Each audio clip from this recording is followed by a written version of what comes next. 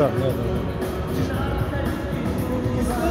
адыгского народа теснейшим образом связана с историей создания, использования и совершенствования кабардинской породы лошадей, получившей широкую известность далеко за пределами Кавказа. Стоит отметить, что с исторической точки зрения данная порода является общеадыгской, черкесской.